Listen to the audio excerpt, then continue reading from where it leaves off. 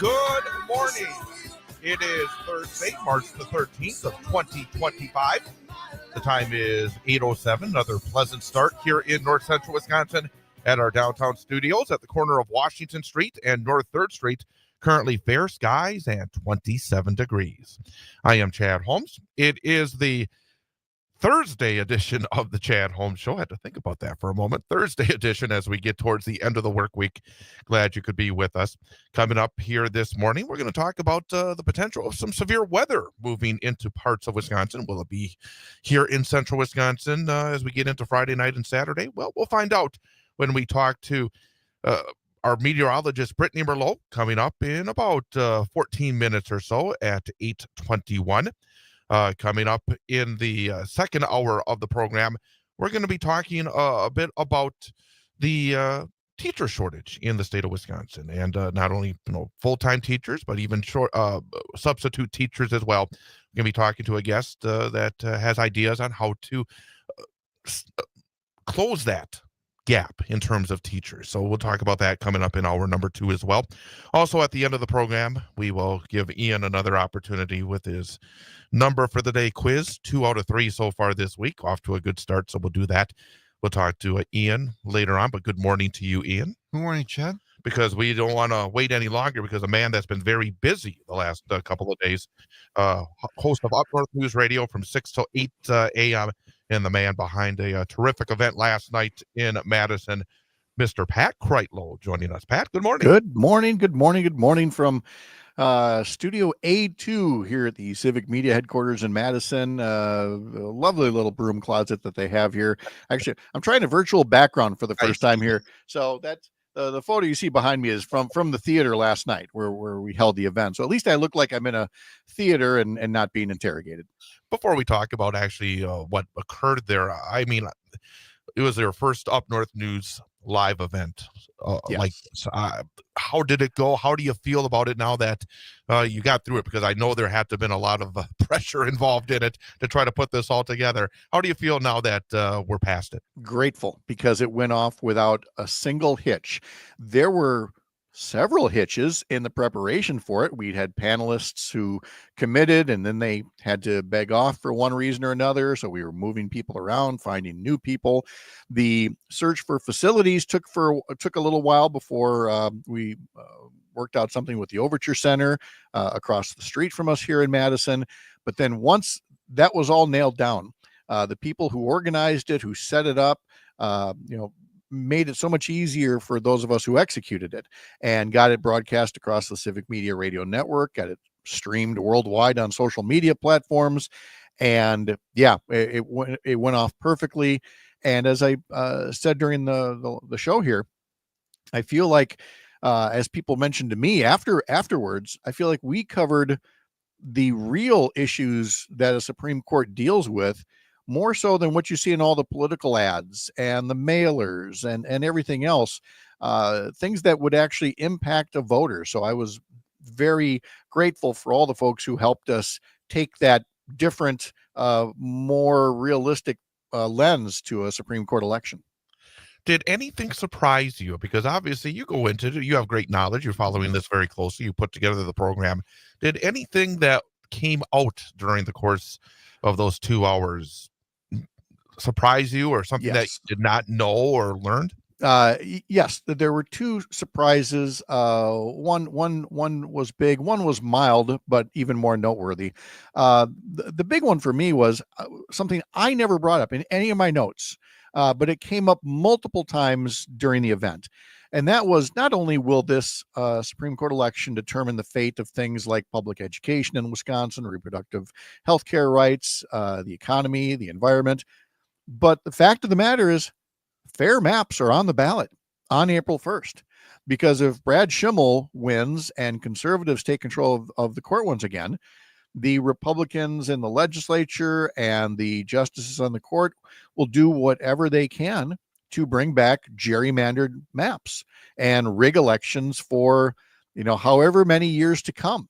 And so for that reason alone, this election is noteworthy. The other one was a point brought up by Joe Zepecki. Now, we already knew the whole country was watching this Supreme Court race. It's a big race, a lot of money going into it.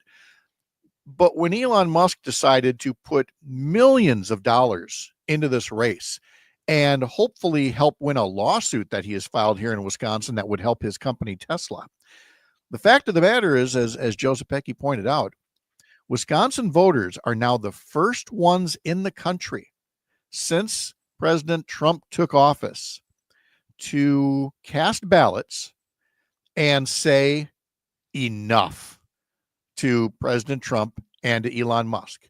If Elon Musk wants to put this much money into a Wisconsin race, then he is on the ballot. And as Joe said, if you didn't vote for laying off thousands of veterans, if you did not vote for a trade war that is this close to triggering a recession, then this is your chance to send a message that this is not what you support. It doesn't mean you're not conservative. It doesn't mean you're not Republican, but it does allow you to cast this ballot for an entire country to see Wisconsin citizens say, hey, this much we agree on. This has to stop now, what Trump and Musk are doing to so many Americans. And then, of course, after your event last night, the two candidates got together on WISN television to sit down and discuss the issues in a more substantive way than what we see in these 30-second spots over the last number of weeks. Kind of. Well, yes. Kind of, because so much of the chatter was about the ads, about sexual assault, pedophiles, all these things, which are such a tiny fraction of what a Supreme Court actually does. And I don't fault the moderators, because sometimes they did try to change the subject and the candidates wouldn't let them. They had to get in one more dig and one more dig. So it didn't get as far beyond the ads as I would have liked, but the moderators did do a very good job of occasionally getting them to wander into talking about areas that would be more impactful in terms of the day-to-day work of what a state Supreme Court does. Was there anything that was said last night that you think would have a significant effect on the voters? Was there a difference because of what happened last night before?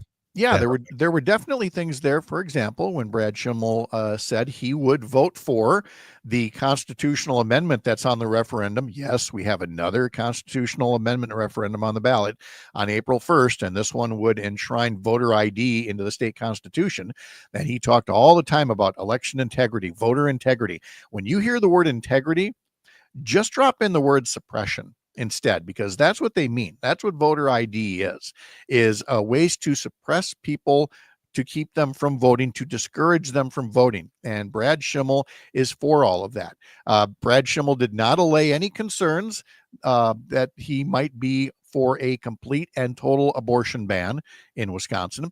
And one more thing kind of surprised me. At the very end, the moderators asked each of them to cite a decision they made to prove their independence or bipartisanship, whatever you want to call it. Cite a decision they made that would anger their supporters. And Brad Schimmel couldn't come up with one. He was like, oh, no, I can't think of one, which, is rather telling. Whereas Susan Crawford, and I did not know this, but she mentioned that during the lame duck session, when Republicans in the legislature stripped Governor Evers and Attorney General Josh Kaul of some of their powers before they even took office, there were legal challenges, and some of those legal challenges came to Judge Susan Crawford.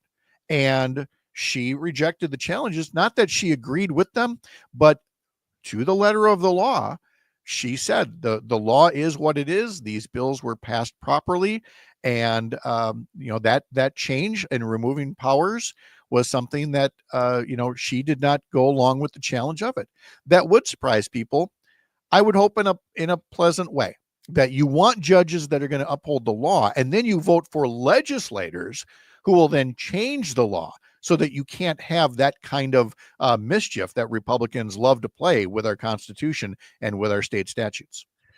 Well, there's one aspect of your show this morning that actually, caught my attention during your conversation with the state legislators, that there have been nothing has been passed yet. No. And they how long is it going to take to get something passed? They get full-time pay. This is classified as a full-time job, and yet Republicans try to mash everything into just a couple of months. And so they've been at this for 2 months now and have not passed anything substantive to send to Governor Evers to sign into law. Nothing has been signed into law in this session yet, which is in keeping with the Republican record of having among the least productive legislatures and Congress in American history. Now, to be fair, in a state legislative session, there really is only one bill that has to pass, and that's the state budget, which is why it becomes a grab bag of things. But a responsible legislature would be passing several other bills that are not really budget in nature. They're much more about policy and practices, protecting consumers and workers, education, natural resources. None of that's been done because all these early bills are attacking the trans community and dividing populations and trying to suppress voting rights, and nothing that is actually going to, as people like to say now, address the cost of eggs or anything else that would improve the lives of Wisconsinites. And so Senator Melissa Ratcliffe and Representative Alex George did us a real favor by pointing out the ongoing lack of productivity in the currently run legislature. Pat Kreitlow, host of Up North News Radio, 6 to 8 a.m. right here on 98.9 WXCO. Congratulations on a terrific event last night. Thank you. And safe travels back to your beautiful home in the Chippewa Falls area. And we'll catch you again next week. All right. Sounds great. Thank you. Pat Kreitlow, again, outstanding job last night. Hope you had a chance to catch the program right here on 98.9 WXCO. Nice start here weather-wise in north central Wisconsin, here in downtown Wausau.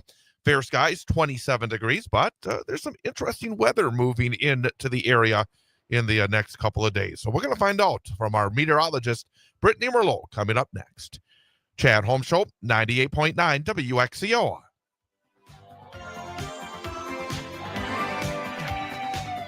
You're talking, the answer is there. You promise your love, how much you care. I'm still listening, but still unsure.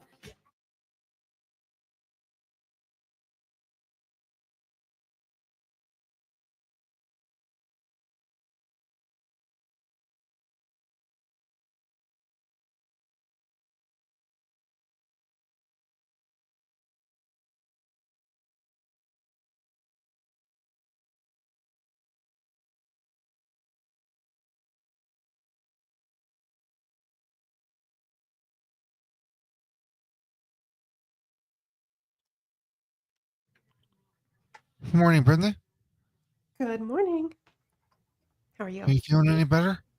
A little bit, actually. I don't know how because I barely got sleep last night, but I'll take it. Well, I know how you feel. I didn't get much sleep last night either. I've been struggling since the time change. Like, I don't know if I'm doing it to myself or if it's who No, knows. no, it's not you. Chad and I were actually talking about this on the show last were. week. He asked me the average amount of adjustment time after we had changed our clocks, and I guessed it was maybe 2 or 3 weeks, and I was actually right on the dot. It was 2 weeks from the average person to adjust to daylight savings time. No way. I thought it would be like a couple days. Like, oh, no big deal. Wow.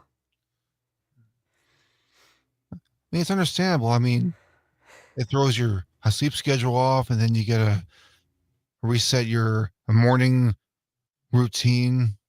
It's And crazy. yeah, It it takes a is. while for your body to physically adjust to it. My cats are all confused. It's cute. That would probably explain why my cat's been acting so frisky lately. Yeah. Zoomies running Yeah. around.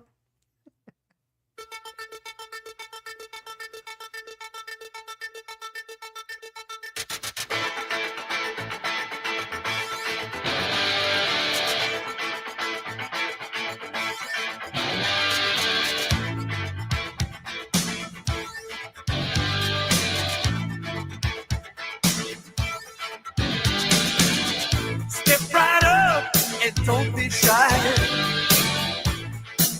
because you will not believe your eyes. She's right here behind the glass. You're gonna like her, because she's got class.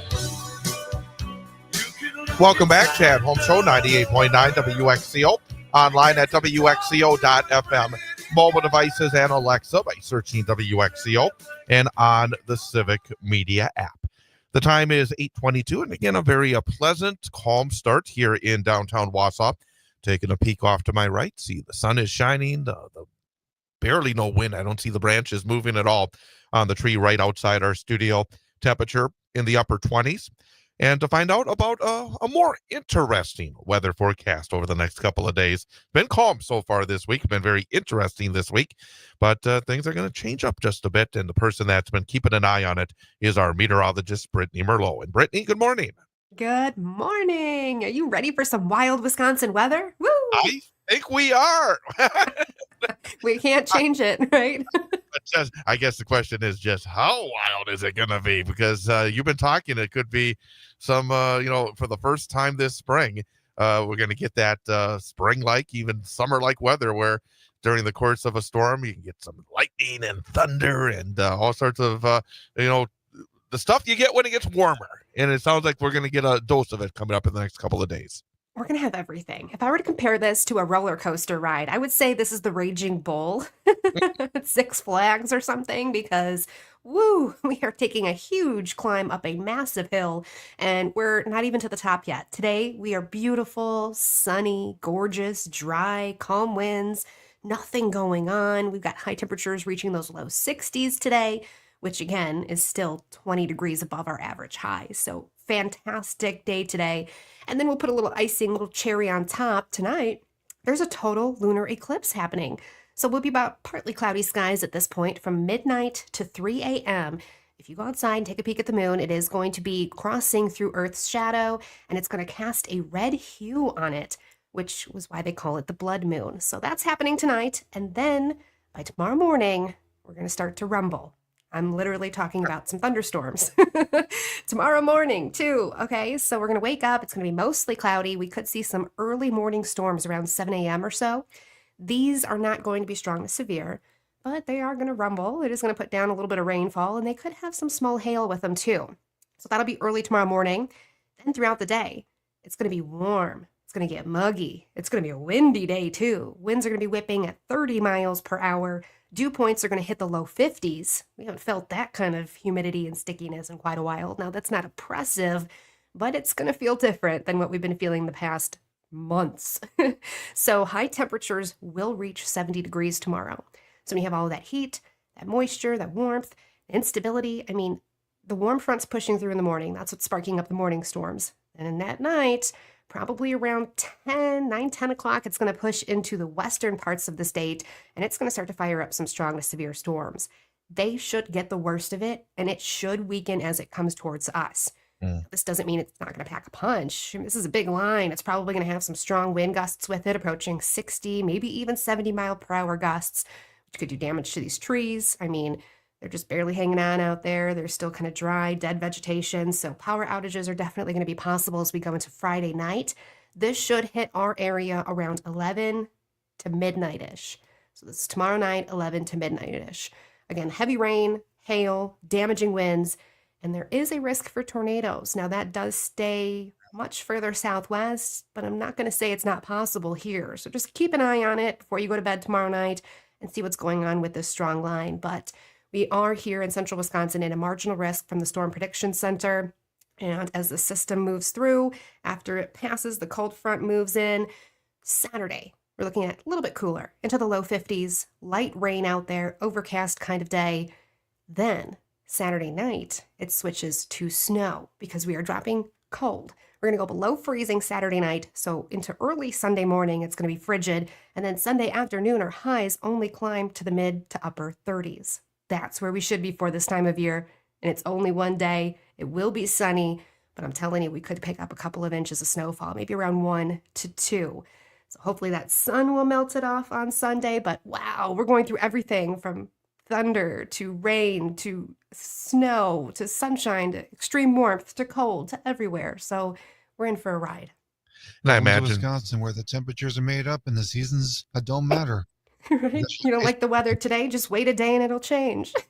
I Exactly. imagine, Wait 5 minutes, it'll change. and I imagine that the 70-degree temperature that's expected tomorrow got to be close to a record, if not blowing away a record, right? It's flirting with our records. We did get into the 70s once before this early as well during that time frame. So it's flirting with it. It's still well above average. I mean, gosh, it's like All right. 25, 30 degrees above average again. And then even after the little bit of a colder snap on Sunday, back above normal right away early next week. Yes, yeah, we climb right back. Nice warmth early next week, but I will give you a little teaser. Middle of next week, there's another storm. So there's a reason why we're getting so warm, because another one's filtering right in and bringing us that warmth. So That- it's going to keep happening. I'll give That you roller heads up. coaster. Yep, that roller Yeah. coaster continues.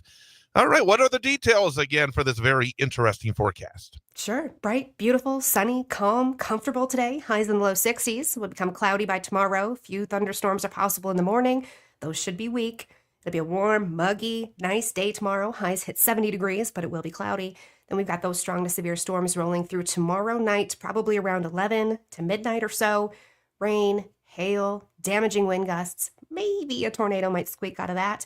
And then Saturday, falling a little bit cooler, overcast, light rain, switching to snow Saturday night, putting down 1 to 2 inches or so for Sunday morning. The sun comes back out, but we stay cool in those upper 30s. Well, let's hope there's no squeaky tornadoes coming out of that. Seriously, I know. Brittney, thanks for all the info. I know tomorrow when we talk, it'll be very interesting. Could have those rumbles of thunder when we're talking tomorrow. Who knows? But It's going to be so crazy. Oh, man, I'm still coming off the snow. enjoy your Thursday, and we'll catch you tomorrow. Bye, Sounds Brittany. good. Bye. That is our meteorologist, Brittney Merlot, right now in downtown Wausau. Fair skies, 27 degrees. The winds are calm. Dew point of 23. Relative humidity of 85%. The barometer at 29.86 inches and a visibility of 10 miles. Coming up next, it's an information update, news, weather, sports, entertainment, all coming up in the next few minutes. Top and bottom of every hour right here on 98.9 WXCO. And then more of the Chad Holmes Show after that. Good morning.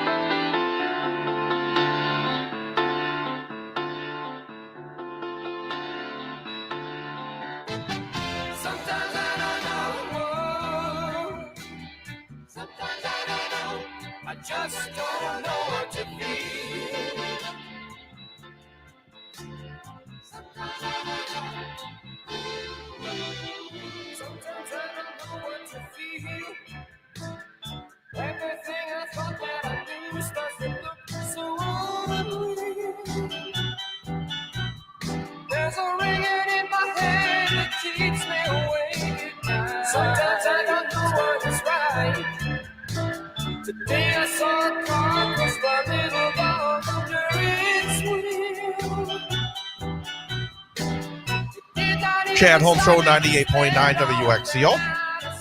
Online at WXCO.FM. Mobile devices and Alexa by searching WXCO. On the Civic Media app. And also at YouTube.com. And you can go to YouTube.com and the 98.9 WXCO part of the app. This is interesting. Got a text, and I missed this when Brittney was on. What does it say? Tom from Jackson, 414 area code. How about the weather down in Milwaukee? Well, I can give you a look at the weather in Milwaukee, Tom, but this show is not on the entire network. This show is on WXCO here in Wausau. So when we have Brittney on for our weather report, we kind of focus on what's going on here in Marathon County and the Wausau area. So it's not that we are avoiding Milwaukee and the other parts of the state. I think when you hear Brittney pay a visit to, say, Pat's show, she's always on in the 7 o'clock hour in Pat's program. Then we have, obviously, more of a focus on the state. So again, during this program, here on the one station on the Civic Media Radio Network, the only station that this program airs is 98.9 WXCO.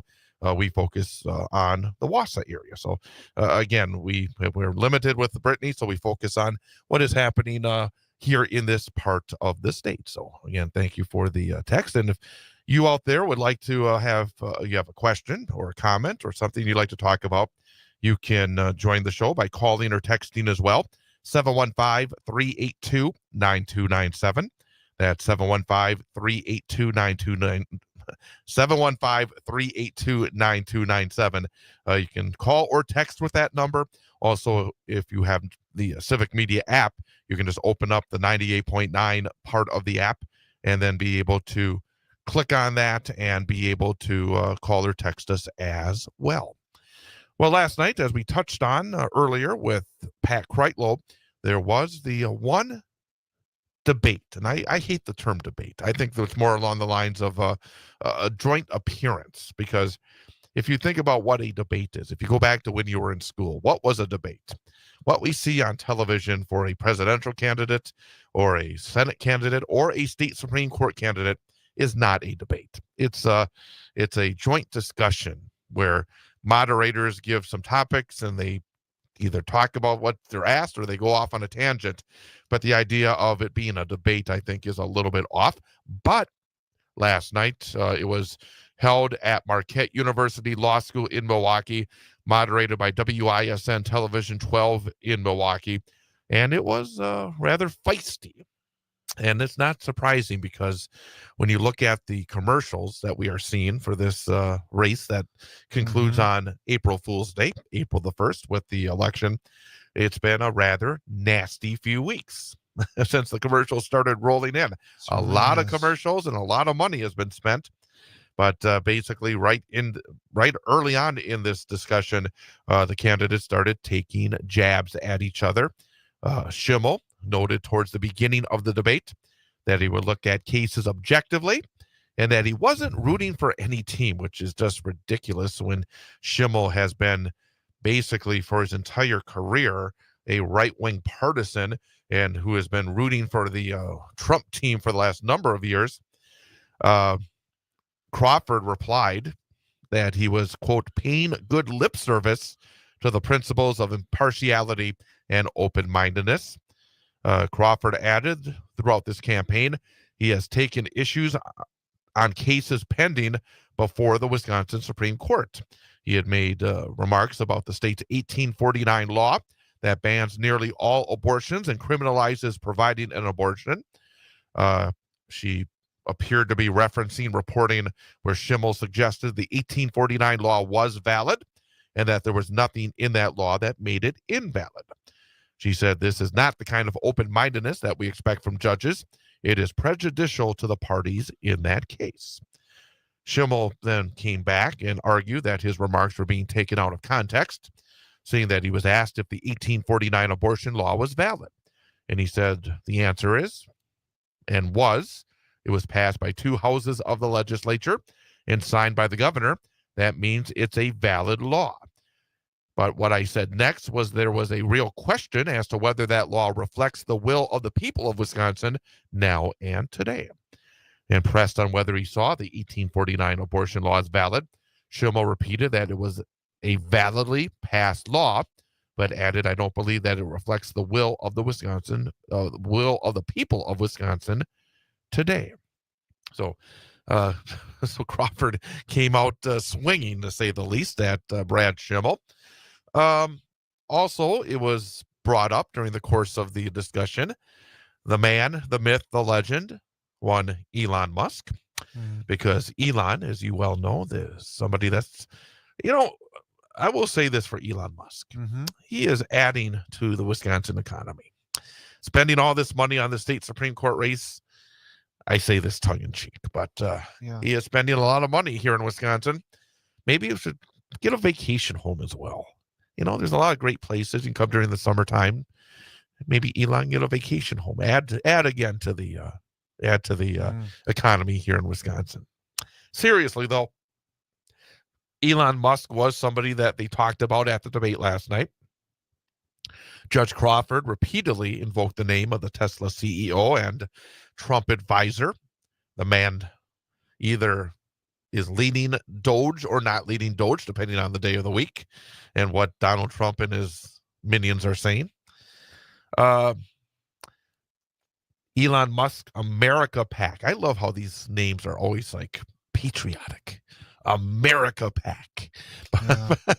but That's how you get people's attention. I know. And if you ever watch the commercials during the course of a campaign, during 2024, we saw many of them, and even now here during this judicial race, if you look and see who's paying for the ads, these third-party groups, there are always these names that sound like they're super patriots, and they're just all like wonderful names, like Keep America Safe, Americans for America, Americans for Prosperity. I mean, who's against prosperity, right?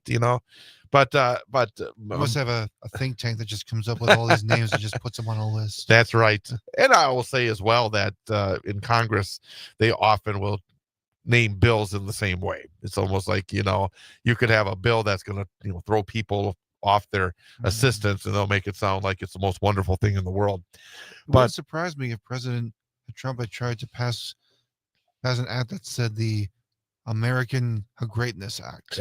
Don't give him any ideas here. Yeah, but I'm afraid of. But Elon Musk and his America PAC has poured in more than $6 million to support Schimmel. Say support Schimmel 3 times quickly. But That's a tongue twister. Crawford alleged that Musk was trying to buy a seat on the state Supreme Court race. Democrats have pointed to the fact that Musk has a pending litigation in Wisconsin over whether he can open up dealerships in the state, a case that could potentially wind up before the high court. Crawford said that I have support from all over the country, and it's because Elon Schimmel is trying to buy this race. And people are very upset about that, and they are disturbed about that. Schimmel said he's looking for the endorsement of the Wisconsin voters, but noted he could not control outside spending.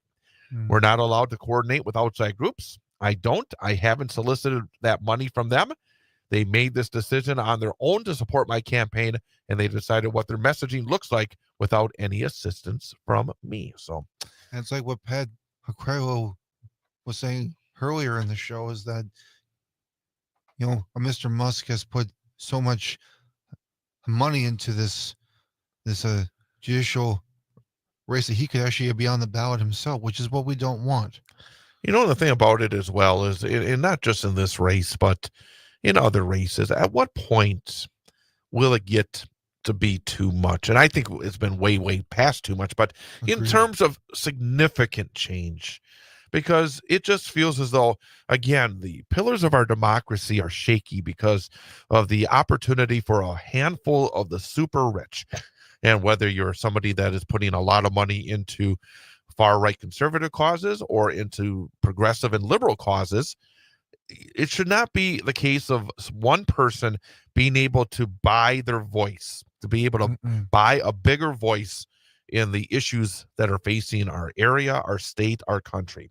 And it just feels as though has to be a point where there that even those on the right, I would hope, would say this is not good for our country, for our democracy. But unfortunately, ever since Citizens United, it's been a case of the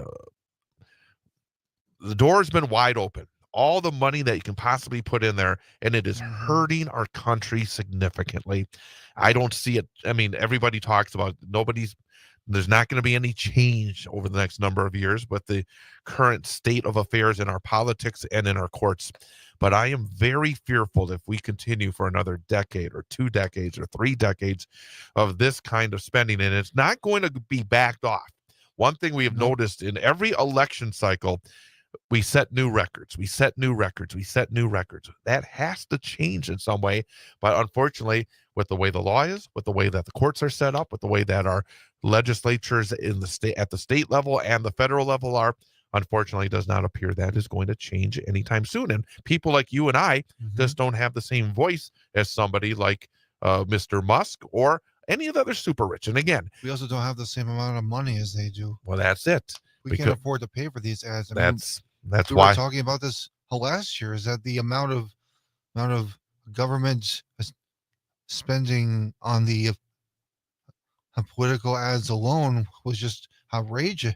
Because last year, I mean, we were bombarded with all these negative ads, and it's like they were spending so much money on these third-party groups, and it's like there was no regulations at all. I mean, they just kept pouring their money into these ads and these third-party groups to get people, afraid and really influence the voters. And just the amount of money they spent was ridiculous, and there's no regulations. I mean, people can spend all this money, and there's no kickback because, as I pointed out in the past, it's just a drop in the bucket. Well, it doesn't affect them. The thing about it as well, it would be one thing if all this money went towards making people more educated voters. But many of the spots do not tell true background or true information about candidates. They just try to use, in the case of these judicial races, well, catch and release Crawford or Schimmel's this. I mean, it's all just negative advertising, trying to make each of the candidates look as bad as possible. It is not doing anything in terms of educating the public to make them better voters when they go to the polls on April the 1st. I mean, it's look at the issues anymore. It's about image. You look at the event last night when Pat Kreitlow and Up North News had this event that aired here on Civic Media from 5 till 7 p.m. You learn more about what's going on in terms of the issues of this race in those 2 hours than in thousands of hours of these campaign advertisements that are being put out by people on both sides of this race. So again, I think that as long as we continue to set record after record after record when it comes to spending on these races, it's not going to get any better because you're not going to see more education going towards the voters. It's just going to be about cutting down candidates, and that is not good for our democracy.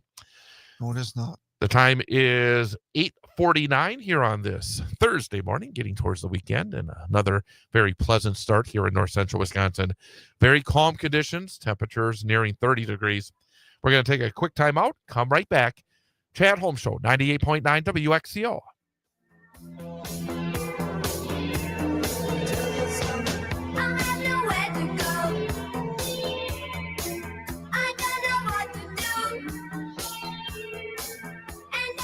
Even know the time of day.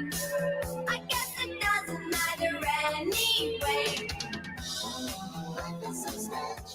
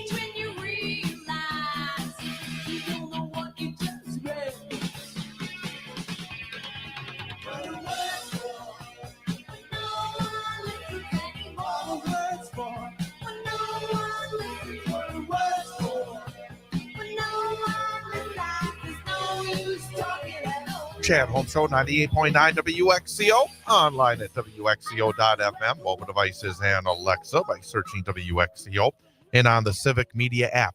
Today, sports-wise, it's almost like a weekend because there's actually a lot of sports going on during the course of the day. It's not a holiday, it's not a weekend, but I think a lot of people are going to be keeping a close eye on a lot of sports going on, both Indeed. during the day and during the night, because if you look at college basketball, both the Marquette Golden Eagles and the Wisconsin Badgers start off play in their respective conference tournaments. The Badgers are in the Big Ten tournament, and they will take on Northwestern coming up today at 1:30. And if you're a big college basketball fan here in the state of Wisconsin and enjoy watching both Marquette and Wisconsin, the times did not turn out very well for you because both Wisconsin and Marquette play during the afternoon on a Thursday at the same time. I mean, it's crazy because you normally will not see a 1:30 p.m. college basketball game on a non-holiday weekday, and we are seeing that here today because the Badgers, Northwestern at 1:30, and over in New York at Madison Square Garden, the Big Different East stations. All right. Yeah, there will be. Yeah, if you can have your, if you're home, if not working, you can have your clicker in your hand. But at 1:30 as well today, Marquette at Madison Square Garden in New York, taking on Xavier in the Big East tournament. Marquette 22-9, Xavier 21-10, 4 versus 5 seed matchup. The Badger game against Northwestern, Badgers are 23-8. Northwestern is 16-15. But I mean, what are the odds? I mean, these tournaments, there's like 4 games in each of these tournaments today. They start early, they go right through the evening, but Marquette and Wisconsin playing at the same time. So if you're a Badger and a Golden Eagle fan, you want to catch both, you're going to have to be rather nimble with your thumb going back and forth, see which game is probably more competitive. Hopefully that the timeouts don't land at the same time, because there's nothing more frustrating when you're watching multiple games when you flip over. Exactly. You turn back, the commercial here, commercial there, commercial here. No, you don't want that. So 1:30 for both Marquette against Xavier in the Big East tournament and Wisconsin against Northwestern in the Big Ten tournament. Then tonight, if you're a basketball fan, and you can flip over, and the Bucks are on in a very interesting game, because the Bucks, who have lost 3 in a row, need to get back on the winning track. But the LA Lakers coming to town. Lakers 40-23 on the year, but they are missing LeBron James, who got injured earlier in the week. Bucks are 36-28, but need to snap that little mini slide of 3 games in a row. That game at Pfizer Forum tonight at 6:30. High school basketball. And boy, both the girls and the boys, a big Thursday. The girls' state tournament gets underway. In fact, in the next few minutes, they always start bright and early at the state tournament. Actually, no, they don't start till later today. It's tomorrow morning they start very early. Today, they have the D3 semis and the D4 semis. The first session is at 1:30 this afternoon. The Division III semifinals, Elk Mound against Appleton Xavier, Oostburg against Laconia. And then the Division IV semifinals tonight, the Prairie School against Cuba City, and St. Mary Catholic versus Durand, Arkansas. No Central Wisconsin teams involved in those games at the Resch Center in Green Bay. Nope. And that makes me sad, because that means I have no games to do. But boys basketball sectional semifinals tonight, we have some area teams involved. The boys teams need 2 wins in order to punch their tickets to the state tournament. The Wausau East Lumberjacks take on New Richmond. Division I sectional semifinal. Game is being played at Eau Claire North. So the Lumberjack fans have a little trek to make to see that one. And if you missed our big high school sports show last night, our student athlete guest was Charlie Cayley of Wausau East. And you can tune in by going to our podcast page. Go to Spotify, go to Google, go to Apple Podcasts, go to our show page as well at civicmedia.us and WXCO.FM. Also tonight, Division I, East of New Richmond is a Division II sectional semifinal. I may have said Division I. No, it's Division II. Division I, Marshfield against Eau Claire Memorial tonight. Also tonight, Division IV. Game that will be played at Wausau West has Auburndale and Stratford, a pair of Merriwood Conference South Division rivals. A pair of Merriwood Conference North Division rivals will meet tonight in Tomahawk as Prentice takes on Rib Lake, in a sectional semifinal as well. And also a couple of Packer notes as NFL free agency is going on. A couple of Packers have left. Running back A.J. Dillon has signed a free agent contract with the Super Bowl champion Philadelphia Eagles. And Packers center Josh Myers has moved on with a one-year contract with the New York Jets. So some changes in Green Bay as free agency is underway in the National Football League. Time is 8:58. We have an information update coming up, news, weather, and sports. And then coming up in the second hour of the program, we are going to have an opportunity to talk to an expert on the teacher shortage in the state of Wisconsin. So we're going to talk about that coming up during hour number 2. With Ian Welsh, I am Chad Holmes. Glad you could be with us. Chad Holmes Show, 98.9 WXCO.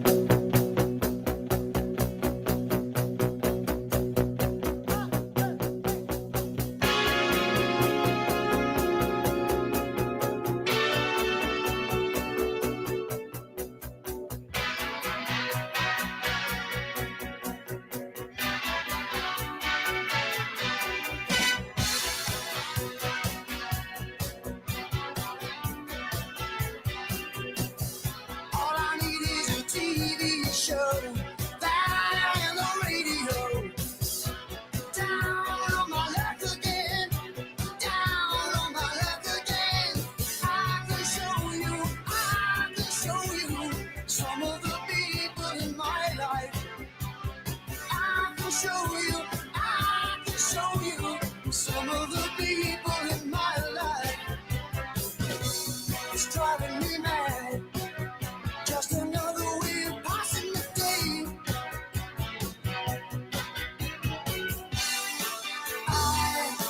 I get so low. Good morning. It is Thursday, March the 13th of 2025. The time is 9:07. Another beautiful start here in downtown Wausau. At our 98.9 WXCO studios at the corner of Washington Street and North 3rd Street. Right now, the sun is shining. A few clouds out there as well. Fair conditions, even freezing 32 degrees. It seems like we've been around this temperature all week long, hasn't it? I mean, we've been sort of, I think it's not the first day we've had a 32 degree temperature. Yeah, it's cold and warm. But it's been a very nice start to every morning here this week. I think maybe tomorrow that will change, according to Brittney. But That's true. The sun has been out almost every day this week in the morning. it has been, very pleasant to come into work and to get things underway. Mhm. But it's going to be a very warm day as well, way above normal today. And we'll give you more details on the weather as we continue. But 32 degrees the temperature. Glad you could be with us for hour number 2 of the Chad Holmes Show, 98.9 WXCO, online at WXCO.FM, mobile devices and Alexa by searching WXCO, and on the Civic Media app. Well, coming up a little bit later on this hour, we will be talking a bit about a teacher shortage, especially substitute teachers, because I've noticed as I've driven around, especially where I live in the DC Upper School District, and when you go by some of the schools, they have banners up. I drive past Weston School every day when I come into work, and they talk about some of the positions that are open within the district, and often it says substitute teachers. And there is a group that is involved in training for teachers, especially substitute teachers. It's called Kelly Education. And they give some training, and it doesn't take a whole lot of time to get trained to become a substitute teacher. And we are going to talk to Dr. Stephanie Wall about eligibility requirements, about registration, about training. If somebody's got some life skills that can be transferred into the classroom, they would help in terms of giving you some information on how that could possibly happen. So we are going to discuss that coming up at the bottom of the hour at 9:34 this morning here on the program.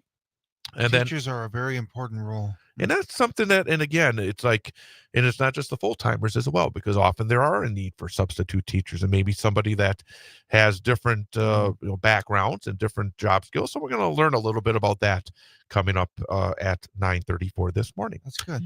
Coming up then at the end of the show at 9:51, we'll have our daily history lesson. Talk about some of the famous events that have occurred on this date in history.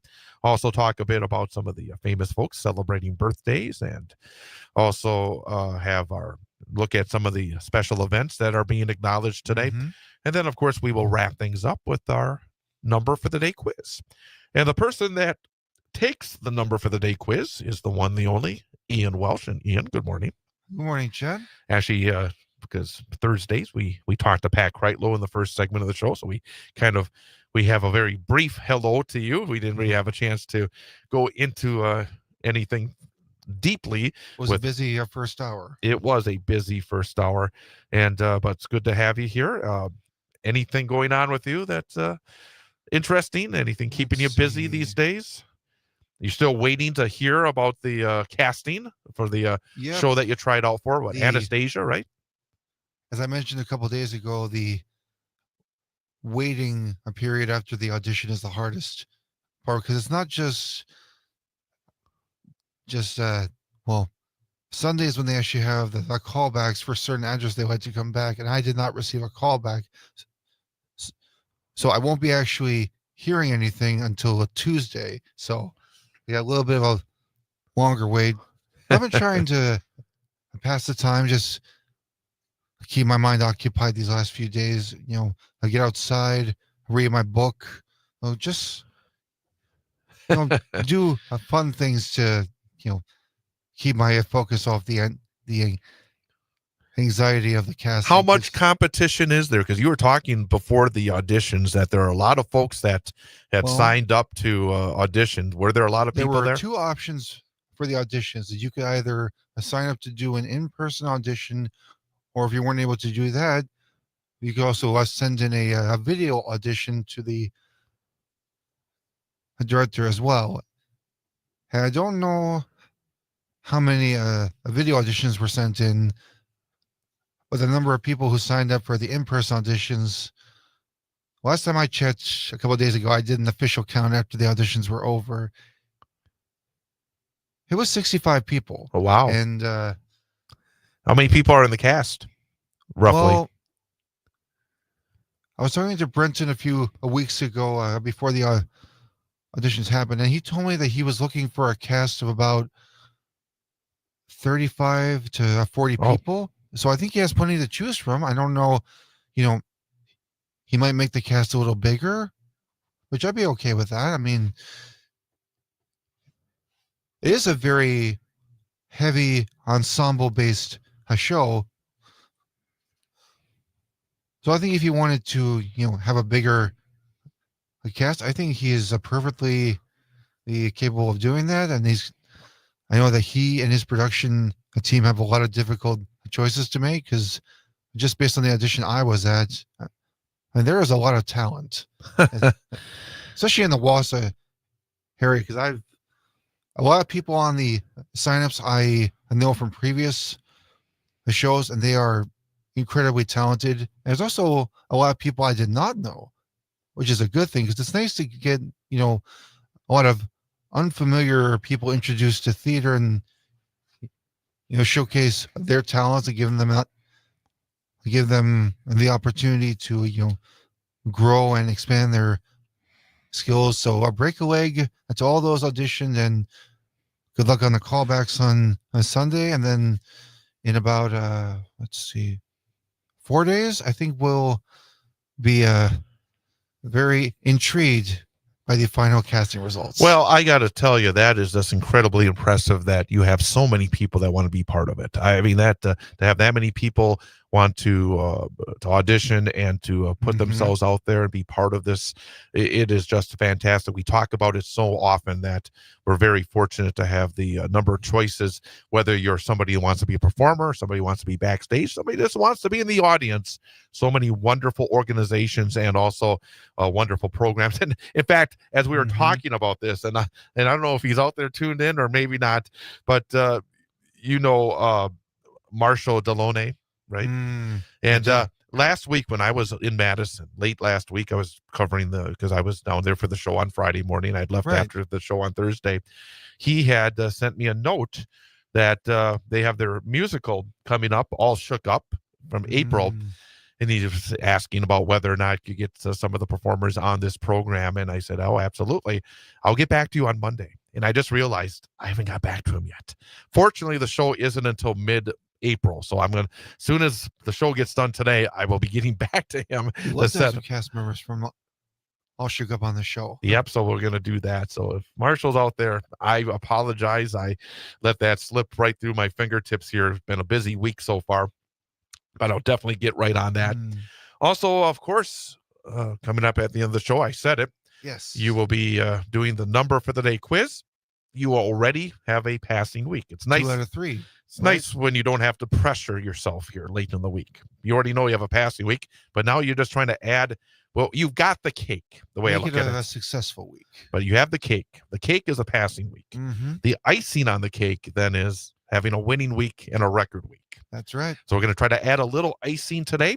And they're going to add a lot more icing tomorrow if you get today right. So a lot of icing to be had today and tomorrow. Yeah. But you're 2-1 so far, 67%. That's pretty good. Way above the 33% threshold. What is the topic for today's The number by topic chance? for today, it's actually kind of a weird one.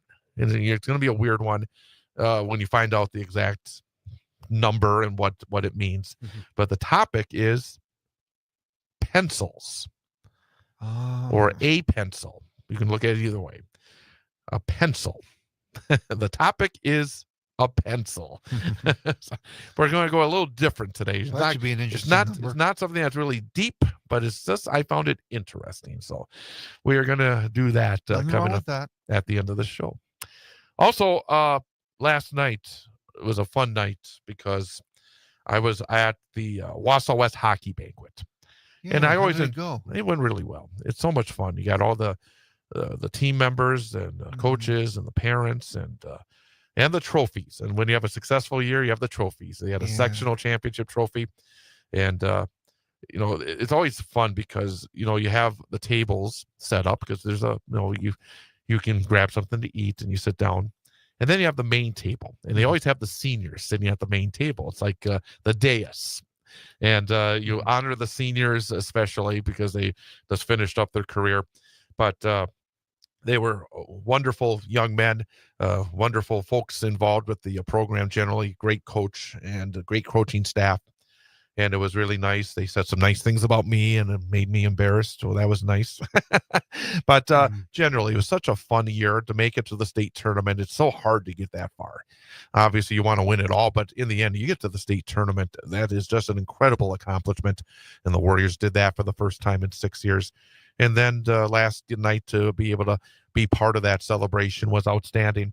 And then there's another one tonight because the girls hockey team, the Central Wisconsin Storm, have their event tonight, and I'm looking forward to going to that one as well. So it's like, it's like with Hollywood, it's like award season.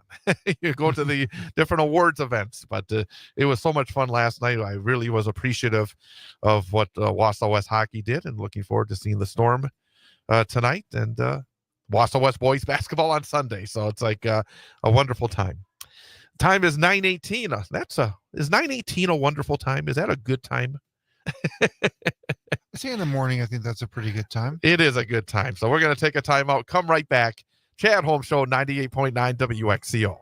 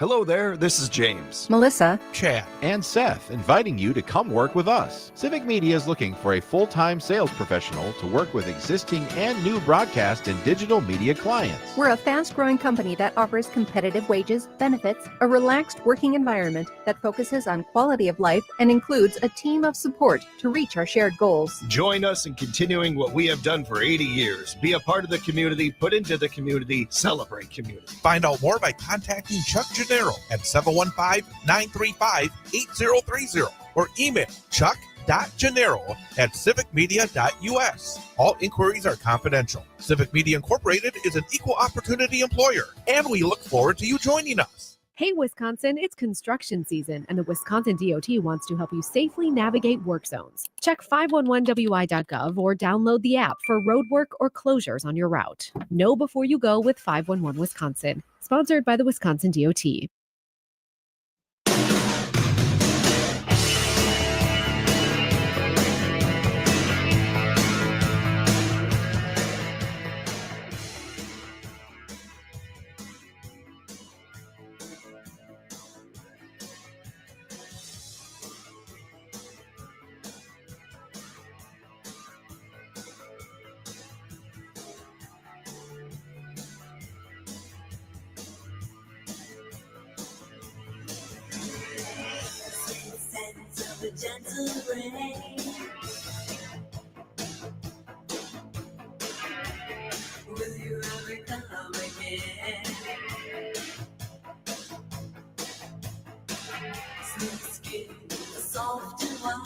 Chad Holmes Show 98.9 WXCO, online at WXCO.FM, mobile devices and Alexa by searching WXCO, and on the Civic Media app. Mentioned earlier this week the story of the Palestinian activist who was detained by ICE agents over his role in student protests at Columbia University's campus against Israel's war in Gaza last year. Mahmoud Khalil. And very concerning because he should not have been arrested.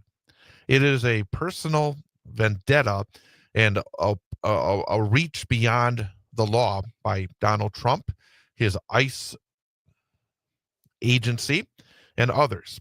And a little more has come out about this story because the wife of this man has spoken out. The wife of Mahmoud Khalil was interviewed yesterday and not given her name because she's worried. And she, I think, got reason to worry, but did not give her name, said she was wrong to dismiss her earlier concerns about becoming a target for immigration agents. And people think, oh, no, they're not going to come after us. We got our papers. We got everything that we need. Khalil and his wife, who through her attorney said she prefers media outlets not use her name, were returning to their university-owned apartment on Saturday night when Immigration and Customs Enforcement agents detained him without a warrant, threatening to revoke his green card. Again, no warrant, and he had a green card. Then ICE agents threatened to arrest his wife, a U.S. citizen, if she did not cooperate by leaving Khalil behind and heading up to their apartment. His wife had an interview with Reuters yesterday. His wife is 8 months pregnant. She said to Reuters that she had dismissed Khalil's concerns about ICE agents potentially confronting him 2 days before they showed up at the couple's apartment building. She told the news agency, "I didn't take him seriously. Clearly, I was naive." His wife, who is due to give birth in late April, says she hopes Khalil will be released ahead of their child's birth. She told Reuters, "I think it would be very devastating for me and for him to meet his child behind a glass screen," his first child. Khalil has been transported to a Louisiana ICE detention facility. He is currently not facing criminal charges, but during a court hearing yesterday for their emergency petition to return Khalil to New York City, where the case over his arrest validity is pending, Ramzi Qassem, one of his attorneys, described what happened to his client as unacceptable. Khalil's lawyers also asked the judge to enable them to communicate with him. "We literally have not been able to confer with our client once since he was taken off the streets of New York City," Qassem said. The judge allowed one privileged call on Wednesday between Khalil and his attorneys and another one on Thursday today. Earlier this week, the judge blocked the Trump administration's efforts to deport Khalil until his habeas corpus petition is reviewed. In a separate statement read by an attorney outside the court, his wife decried the Trump administration's treatment of her husband. My husband was kidnapped from our home, and it's shameful that the United States government continues to hold him because he stood for the rights and lives of his people. Trump on Monday falsely lied again as he labeled Khalil a radical foreign pro-Hamas student, and then called his detention the first arrest of many to come. You can agree or you can disagree with Khalil's point of view when it came to the Palestinians and the Israelis and this conflict. But if you disagree, if Donald Trump and his administration disagree, you can't throw out the rules in order to arrest and try to deport this man. Because if it's him, who's going to be next? Trump said, the first arrest of many to come. If Donald Trump can arrest you because he doesn't like what you say, not because you are illegally here, not because you don't have citizenship, not because of any other reason, but because Donald Trump doesn't like what you say, anybody is in danger. That's not a democracy. That's a monarchy. That is totalitarianism. Exactly. Where did the First Amendment go? We hear these far right folks, they want to get Mel Gibson his guns back because of the Second Amendment. What about the First Amendment? Again, you can agree. I don't agree with Khalil all the way in terms of what he said and did, but he has every right to do it. Battle of the ideas. And again, what Donald Trump is threatening to do is so far out of bounds. So again, just wanted to update this story because doggone it, it could spread. It could spread. And don't be naive about it. The time is 9:28. We're going to talk about Wisconsin's teacher shortage and Wisconsin's shortage of substitute teachers. We're going to do that coming up after an information update. Along with Ian Welsh, I'm Chad Holmes. Chad Holmes Show, 98.9 WXCO. When they ask me, what are you looking at? I always answer, nothing much, not much. I think they know that I'm looking at them. I think they think I must be out of touch, but I'm only in the outskirts and in the fringes, on the edge and off the avenue. And if you want me, you can find me left of center, wondering about you. I think that somehow, somewhere inside of us, we must be similar, if not the same. So I continue to be wanting you left of center against the grain. And if you want me, you can find me left of center off of the strip, in the outskirts and in the fringes.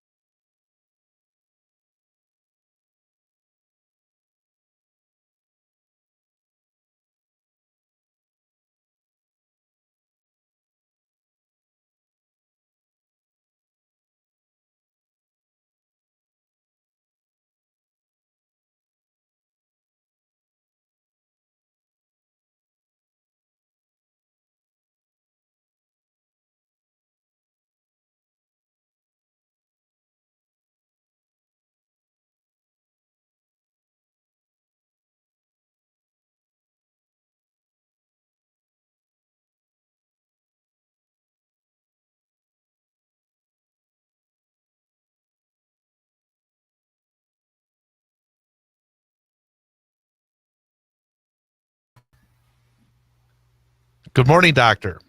Hi, good morning. How are you? Doing very well. Thank you for coming on the program. Yeah, absolutely. Thanks so much for having us. Absolutely. Right now, we're in the midst of a news update. We'll be coming back in a couple of minutes, and then we'll go on the air. Awesome. Sounds great. Thank you. You bet. Thank you again.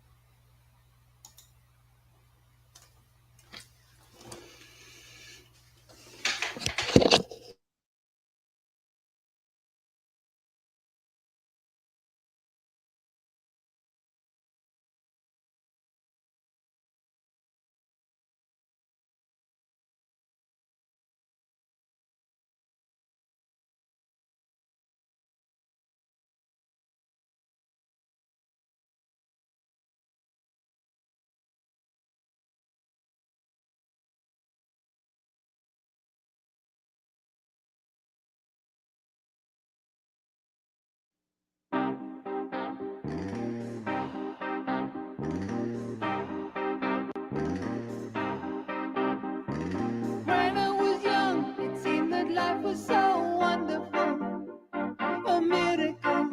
Oh, it was beautiful, magical, and all the birds in the trees, well, they be singing so happily.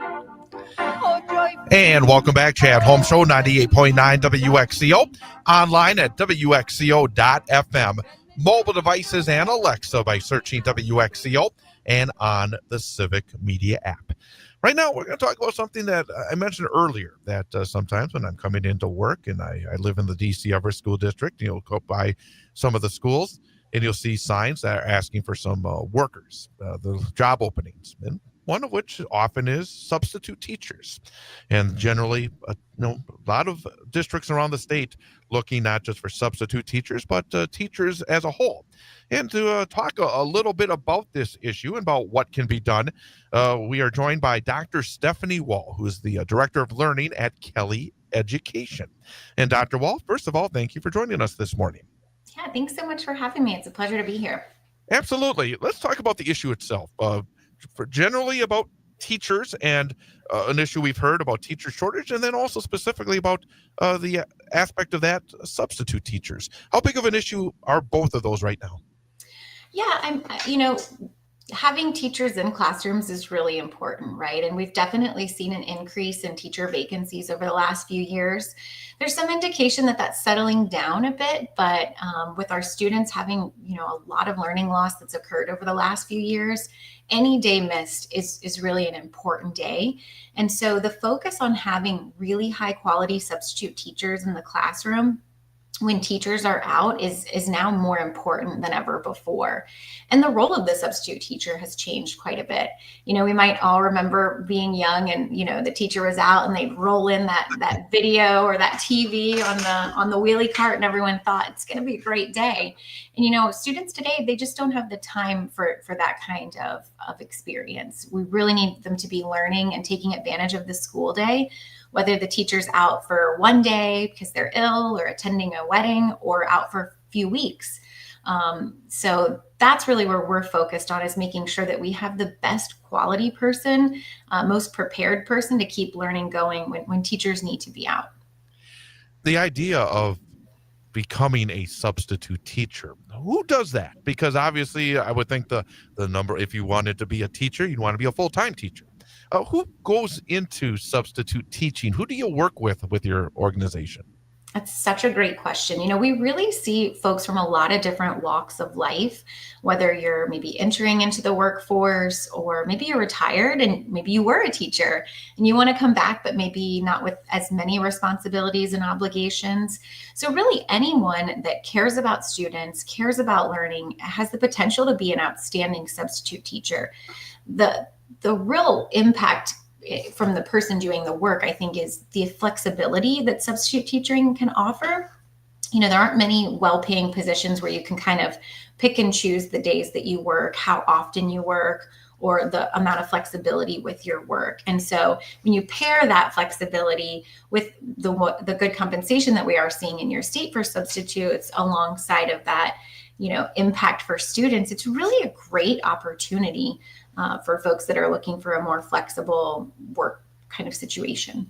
I imagine for some folks, they may think, well, it may be something I'm interested in, but I didn't take education courses in college. I don't have education experience. I have different kinds of experiences within my professional career or during my work life.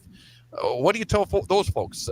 What do you need to have some sort of educational background? Do you need to have taking courses in the past, or are you able to take your life experiences and use that and take the next step in becoming a substitute teacher? Yeah, I think there's so much value in folks coming into substitute teaching that have those different experiences.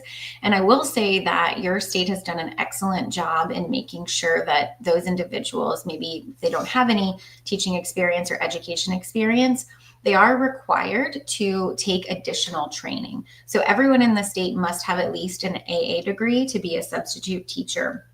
And if you haven't done those kind of teacher preparation courses, you're required to take an online training.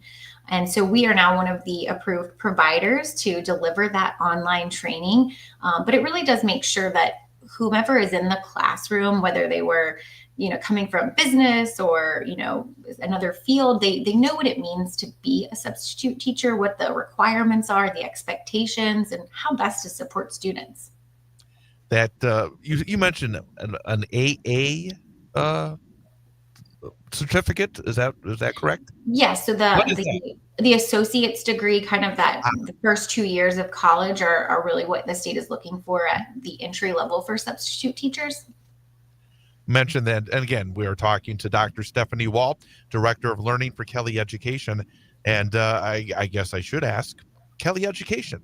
What is Kelly Education? What do you do in terms of this issue and in terms of training substitute teachers? Yeah, so we are the leading provider of substitute teachers really across the nation. So we staff lots and lots of schools and support students across the country, making sure that learning is continuing when teachers are out. In your state specifically, we also operate Teachers on Call. So that may be a name that folks are familiar with here, but it's all connected to that Kelly Education brand and that delivery of high quality substitute teachers. I saw in my notes that you're the only approved vendor in Wisconsin in terms of whose core business is providing education workforce talent. How did you get connected with the state? What is that relationship like? And what does that say about your organization?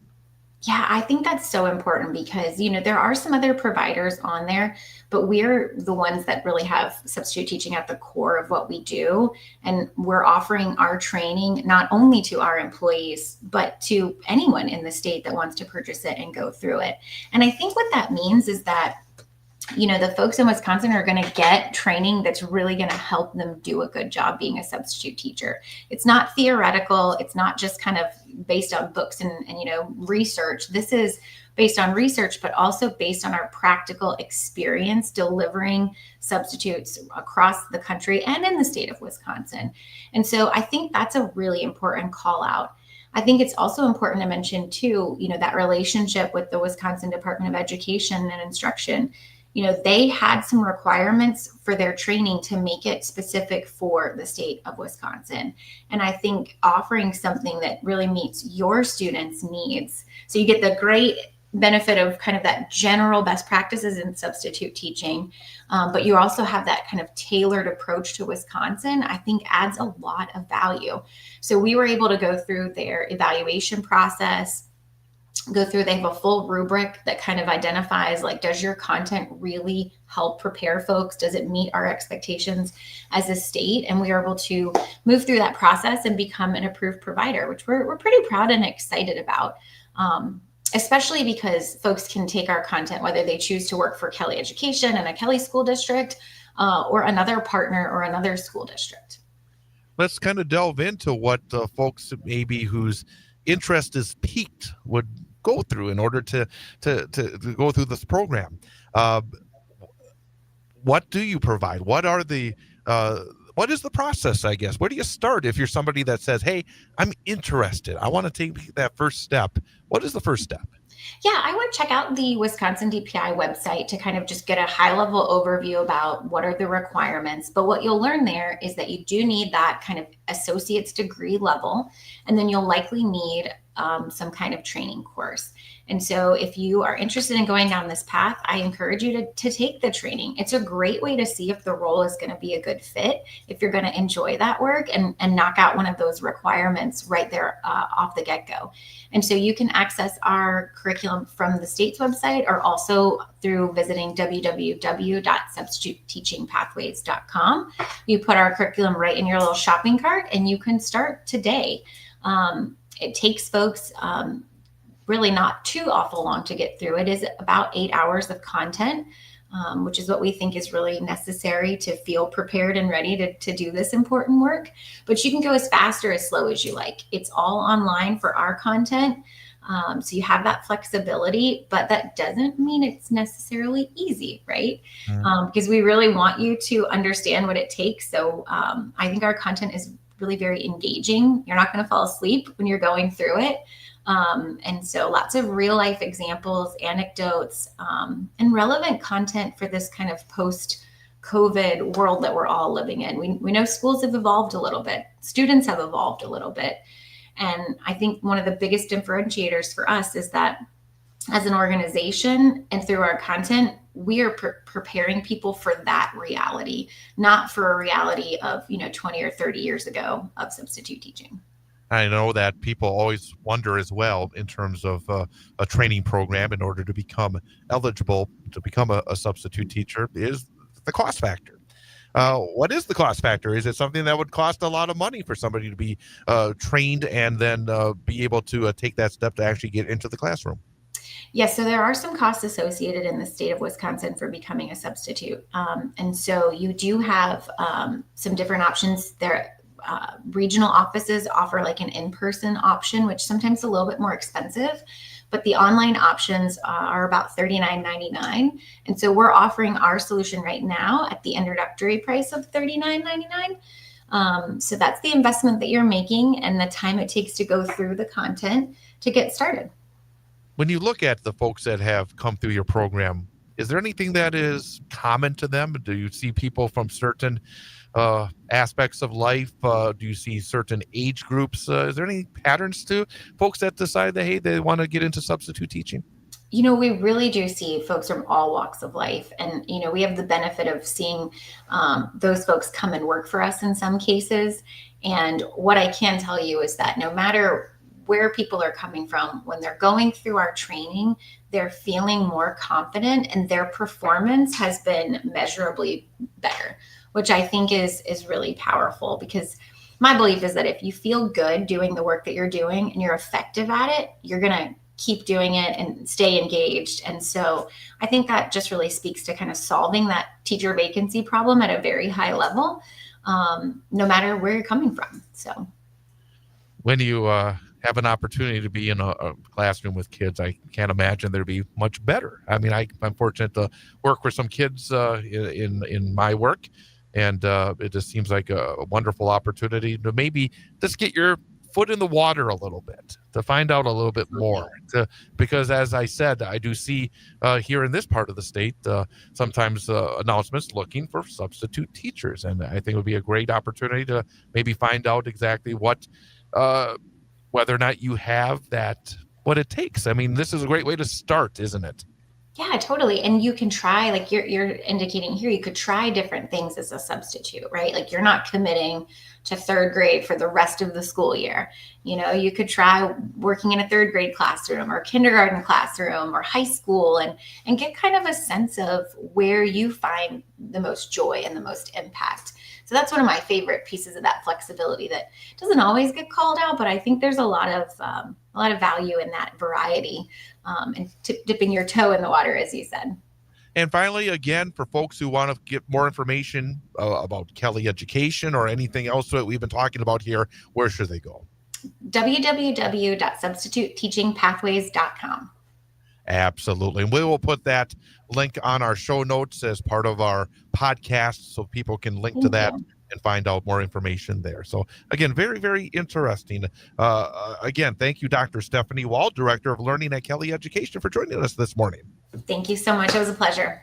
Absolutely. We're going to take a quick time out and then come back and have our final segment of the morning, our daily history lesson, including our number for the day quiz with Ian Welsh. So that's straight ahead.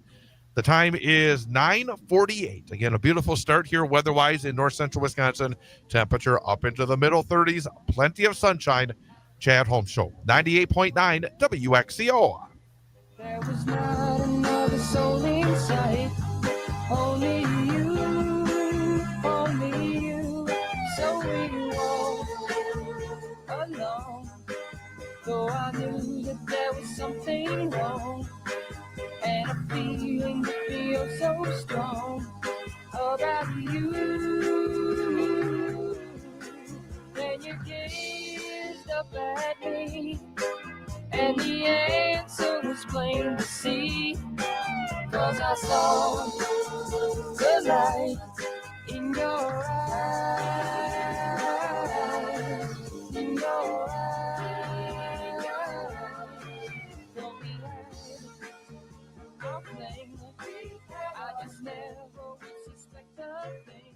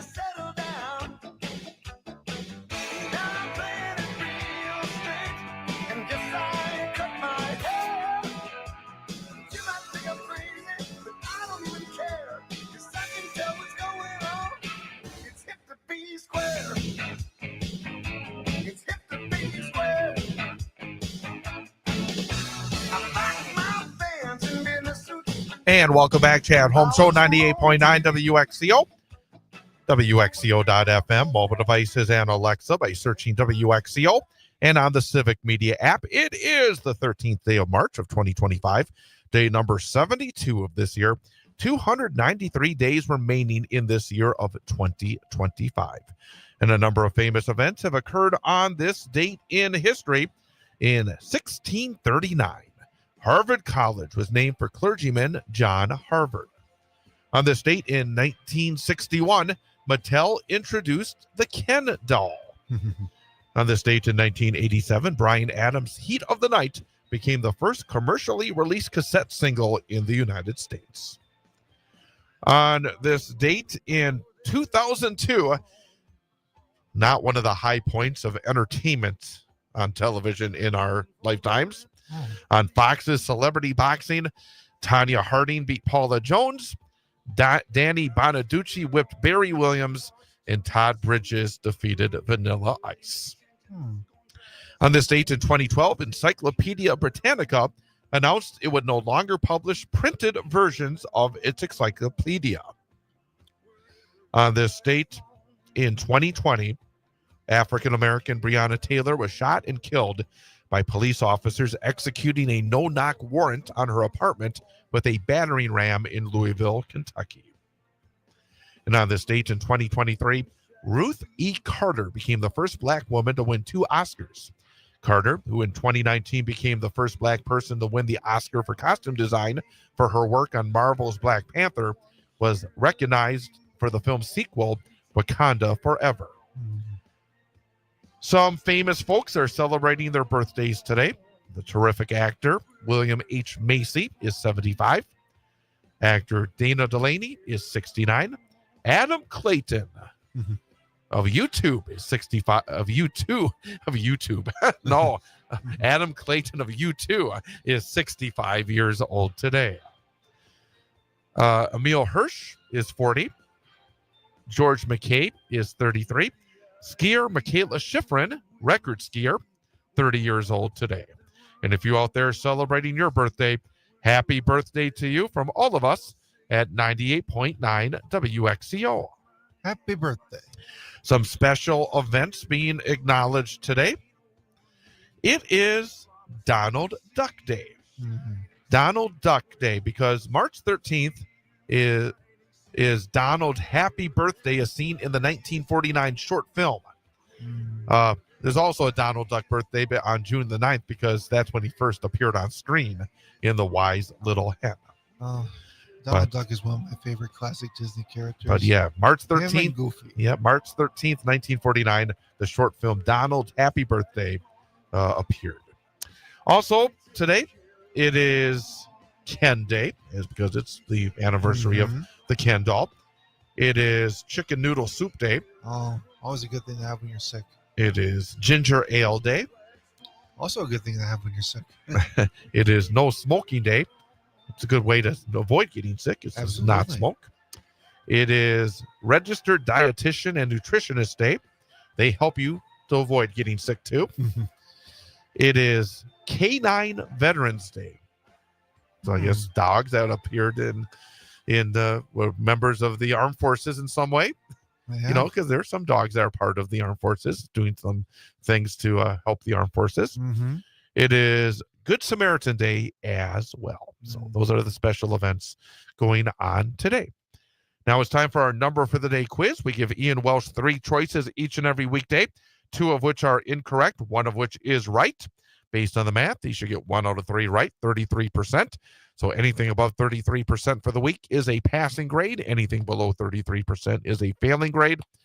We would like him to get more right than wrong, a winning week. And then his record week is 4 correct out of 5. And we're still looking for that first 5 out of 5 perfect week.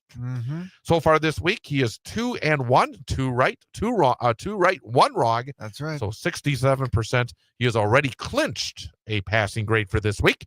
And now today, trying to clinch a winning week by securing more right than wrong for the week. Also, pencils. And also keep alive his hopes of matching his all-time best week. If he's able to get today right and tomorrow right as well. But pencils is the subject. All right. All right. the number for the day, the number of miles the average pencil would last if you drew a continuous line. So if you just drew a continuous line with a pencil, Okay. and you see how long the pencil normally is, Mm-hmm. how many miles would the average pencil last if you drew a continuous line? Okay, what are my choices? Your choices are 15 miles, 35 miles, 55 miles. Okay, I don't have a lot of time, so I'm just going to go on my gut here. I'm going to say 15 miles. I'm going with A. My final answer, I'm going to say 15. The number of miles the average pencil would last if you drew a continuous line is 35 miles. Man, I was thinking in the back of my mind I should have gone with the middle answer. That's what I get for overthinking. Well, you didn't actually overthink it. You went real quickly because we were running a little late here, but Yeah. you're still 2 for 4. That means tomorrow we'll find out if you can have a winning week. Mm-hmm. So we'll look forward to that. Absolutely. Have a good rest of your Thursday. You too, Chet. Happy Thursday, everybody. Have a great day. Thanks to Pat Kreitlow and Dr. Stephanie Wall for joining us here today. Tomorrow, Mike Clemens and Paul Micklig will be with us. Stick around. Coming up next, it's Matt and Air on Air. Have a great rest of your Thursday and keep it right here on 98.9 WXCO.